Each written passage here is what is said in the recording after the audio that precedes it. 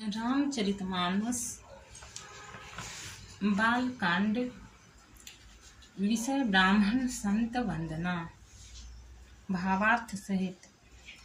बंदौ प्रथम महीसुर चरना, मोह जनित संशय सब हरना। सुजन समाज सकल गुण खानी, करऊं प्रणाम सप्रेम सुबानी।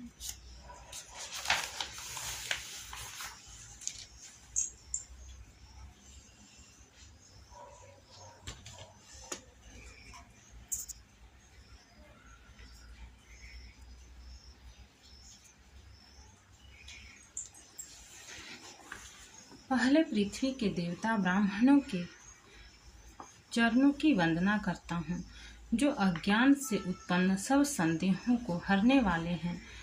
फिर गुणों की खान संत समाज को प्रेम सहित सुंदर वाणी से प्रणाम करता हूँ। साधु चरित शुभ चरित कपासु, निरस विशद गुणमय फल जासु।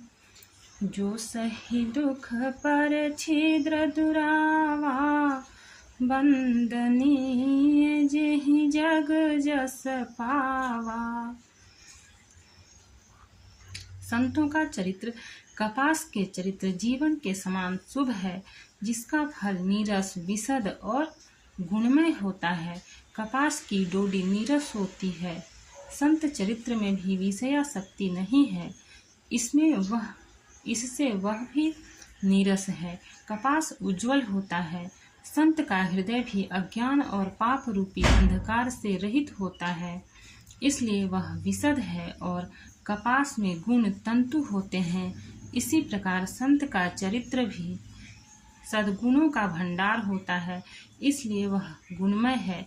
जैसे कपास का धागा सुई के किए हुए छेद को अपना तन देकर ढक देता है, अथवा कपास जैसे लोढ़े जाने, काते जाने और बुने जाने का कष्ट सहकर भी वस्त्र के रूप में परिणत होकर दूसरों के गोपनीय स्थानों को ढकता है, उसी प्रकार संत स्वयं दुख सहकर दूसरों के छिद्रों दोषों को ढकता है, जिसके कारण उसने जगत में वंदनीय यश प्राप्त किया है। मुद मंगलमय संत समाजु, जो जग जंगम तीरथ राजू। राम भक्ति जहाँ सुर सरि धारा, सरसई ब्रह्म विचार प्रचारा।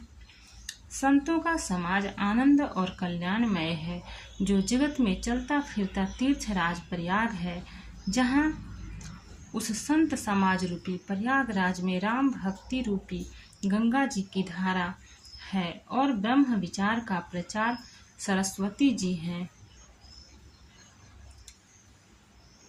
विधि निषेधमय कलिमल हरनी, कर्म कथा रविनंदनी बरनी।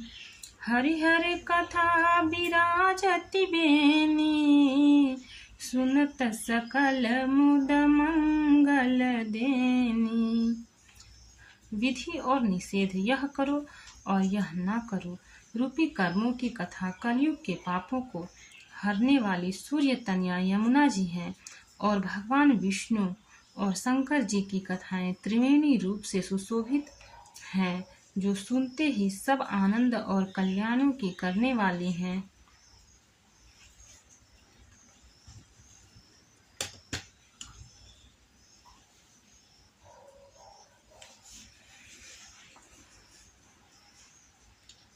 बटु विश्वास चल निज धर्मा, तीरथ राज समाज सुकर्मा।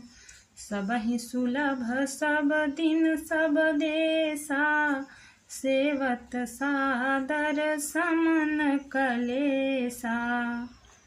उस संत समाज रूपी प्रयाग में अपने धर्म में जो अटल विश्वास है, वह अक्षय वट है। और शुभ कर्म ही उस तीर्थराज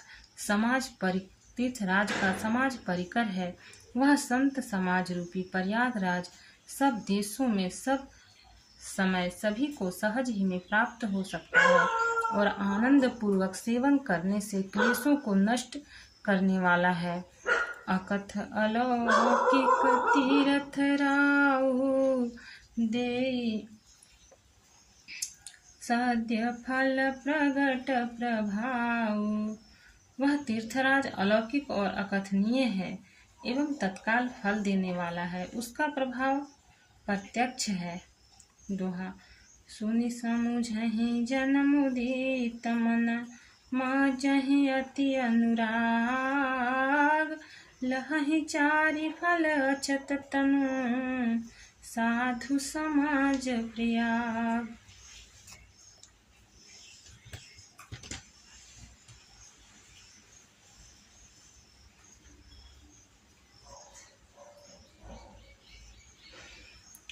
जो मनुष्य इस संत समाज रूपी तीर्थराज का प्रभाव प्रसन्न मन से सुनते और समझते हैं और फिर अत्यंत प्रेम पूर्वक इसमें गोते लगाते हैं, वे इस शरीर के रहते ही धर्म अर्थ काम मोक्ष चारों फल पा जाते हैं। मजन फल पेखिय तत्काला काक हो ही बिपिक बकऊ मराला सुनिया चरज करे जन कोई सतसंगति महिमा नहीं गोई। इस तीर्थराज में स्नान का फल तत्काल ऐसा देखने में आता है कि कौवे कोयल बन जाते हैं और बगुले हंस। यह सुनकर कोई आश्चर्य न करे, क्योंकि सत्संग की महिमा छिपी नहीं है।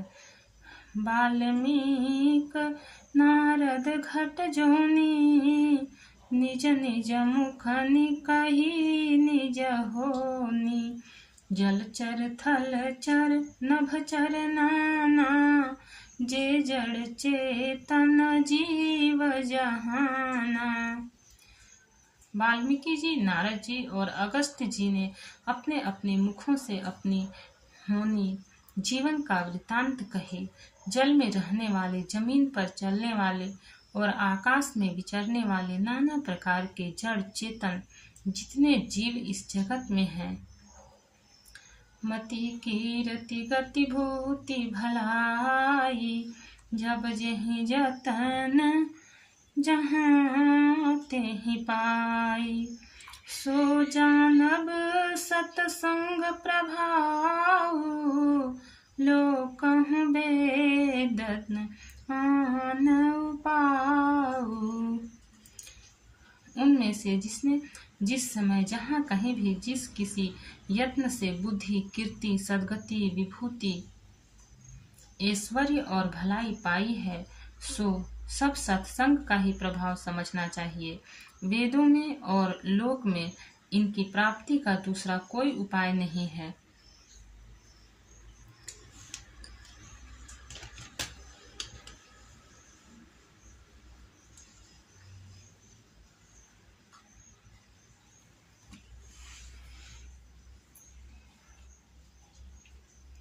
बिनु सत्संग विवेक न होई राम कृपा बिनु सुलभ न सोई सतसंगत मुद मंगल मूला सोई फल सिद्धि साधन फूला।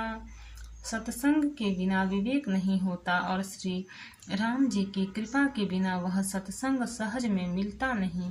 सत्संगति आनंद और कल्याण की जड़ है। सत्संग की सिद्धि प्राप्ति ही फल है और सब साधन तो फूल हैं।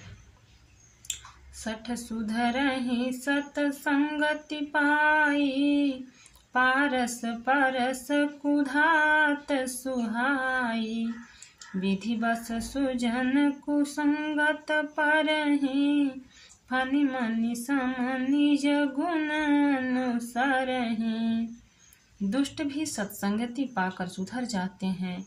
जैसे पारस के स्पर्श से लोहा सुहावना हो जाता है, सुंदर सोना बन जाता है, किंतु दैव योग से यदि कभी सज्जन कुसंगति में पड़ जाते हैं तो वे वहाँ भी सांप की मणि के समान अपने गुणों का ही अनुसरण करते हैं। अर्थात जिस प्रकार सांप का संसर्ग पाकर भी मणि उसके विष को ग्रहण नहीं करती तथा अपने सहज गुण प्रकाश को नहीं छोड़ती, उसी प्रकार साधु पुरुष दुष्टों के संग में रहकर भी दूसरों को प्रकाश ही देते हैं। दुष्टों का उन पर कोई प्रभाव नहीं पड़ता।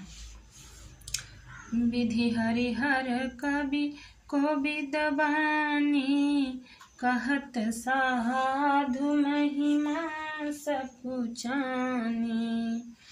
सोमोसन कही जातन कैसे, साक बनिक मणि गुण गण जैसे। ब्रह्मा विष्णु शिव कवि और पंडितों की वाणी भी संत महिमा का वर्णन करने में सकुचाती है। वह मुझसे किस प्रकार नहीं कही जाती, जैसे साग तरकारी बेचने वाले से मणियों के गुण समूह नहीं कहे जा सकते। भक्त और भगवान की जय। चैनल को लाइक और सब्सक्राइब करें। आगे का पाठ आगे का एपिसोड में मिलेगा। कमेंट में जय श्री सीताराम लिखें।